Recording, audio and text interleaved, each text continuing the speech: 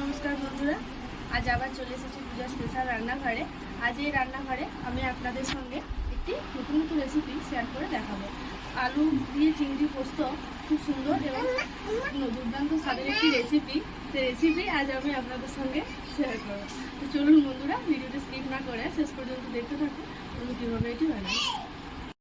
তো চলুন বন্ধুরা, এই চিংড়ি মাছের আলু পোস্ত বানাতে কী কী রেসিপি লাগবে সেগুলো একবার দেখিয়ে দিই।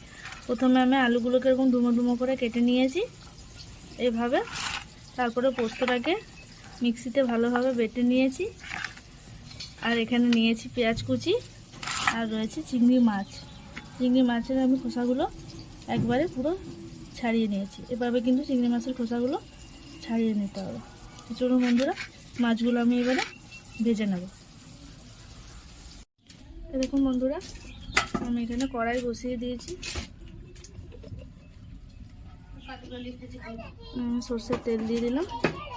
তেলটা ভালো করে গরম করে নেব। গরম হতে হতে ততক্ষণ আমি এই চিংড়ি মাছে নুন হলুদ দিয়ে দিলাম। প্রথমে দিয়ে দিলাম নুন, এরপর আমি দেবো হলুদ। এটা আমি ভালো করে মাখিয়ে নেব।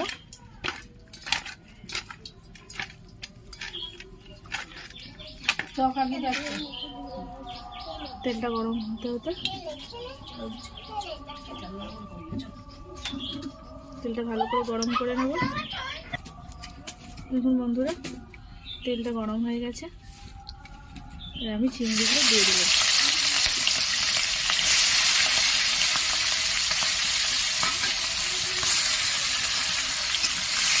একদম লাল লাল করে ভেজে নেব।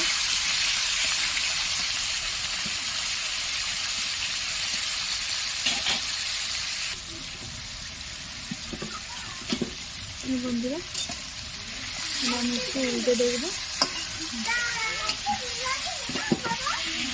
পরে একটু করে একদম লাল লাল করে ভেজে নেব। অনেকটা লাল হয়ে গেছে, আর একটু আমি লাল করে নেব। দেখুন বন্ধুরা, মাছগুলো একদম লাল লাল করে ভাজা হয়ে গেছে। এই মাছগুলো আমি তুলে নিলাম।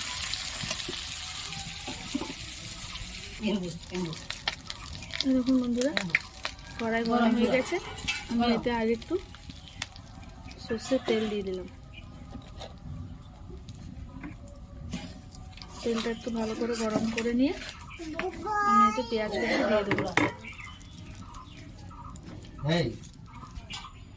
দেখুন বন্ধুরা, তেলটা গরম হয়ে গেছে।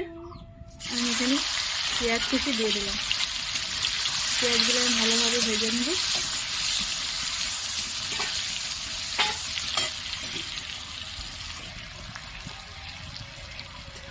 একটু নুন দিয়ে দিলাম পরিমাণ মতো। পেঁয়াজটা হালকা করে ভেজে আমি আলুটা দিয়ে দেবো।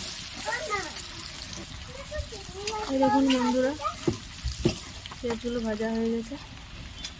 এবারে আলুগুলো দিয়ে দিলাম।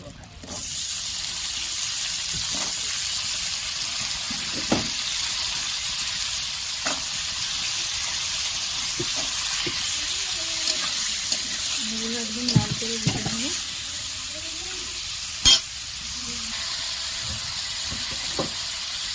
এখানে এক চামচ লঙ্কা গুঁড়ো দিয়ে দিলাম। ঝালটা আপনাদের পরিমাণ মতন দেবেন।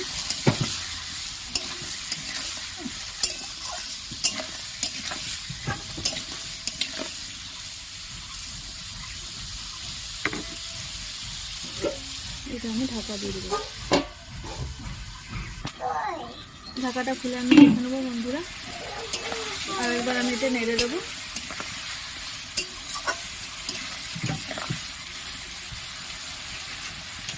এটা নেড়ে আমি আরো ভালো করে ঢাকা দিয়ে দেবো। ঢাকনাটা খুলে আমি একবার দেখবো কতটা হয়েছে। দেখুন বন্ধুরা, অনেকটা হয়ে গেছে।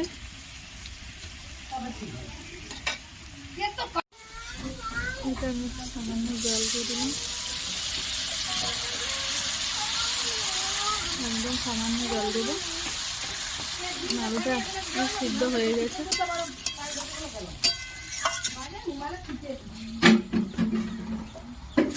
দিলাম।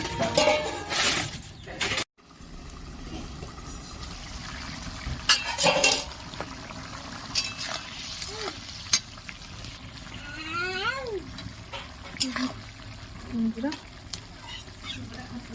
আলুগুলো সিদ্ধ হয়ে গেছে।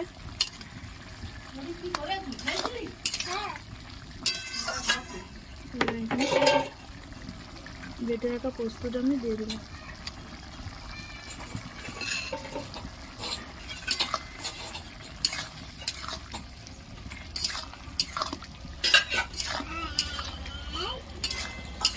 এটা দিয়ে একটু ফুটিয়ে আমি মাছগুলো দিয়ে দেবো। দেখুন বন্ধুরা, পোস্তটা দিয়ে আমি একটু ফুটিয়ে নিয়েছি। এবার ভেজে রাখা চিংড়ি মাছগুলো আমি দিয়ে দিলাম।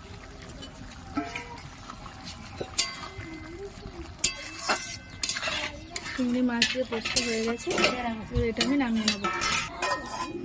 দেখুন বন্ধুরা, পোস্ত দিয়ে চিংড়ি মাছ হয়ে গেছে। এভাবে আপনারা বাড়িতে বানাবেন, দেখবেন খুব সুন্দর টেস্ট হবে। বন্ধুরা, চিংড়ি দিয়ে আলু পোস্ত রেডি। এভাবে আপনারা বাড়িতে বানাবেন, বাড়িতে বানিয়ে দেখবেন খুব অল্প সময়ে এবং বাড়িতে থাকা উপকরণ দিয়েই বানাতে পারবেন। একদম দোকানের মতন বা বড় বড় রেস্টুরেন্টের মতনই হবে, খুব সুন্দর টেস্ট। আমি যেভাবে করলাম এভাবে আপনারা ট্রাই করবেন, দেখবেন খুব সুন্দর একটি রেসিপি। বন্ধুরা, ভিডিওটি যদি ভালো লেগে থাকে তাহলে অবশ্যই সাবস্ক্রাইব করবেন, কমেন্ট করবেন এবং শেয়ার করবেন। সুস্থ থাকবেন, ভালো থাকবেন, দেখা হচ্ছে নেক্সট।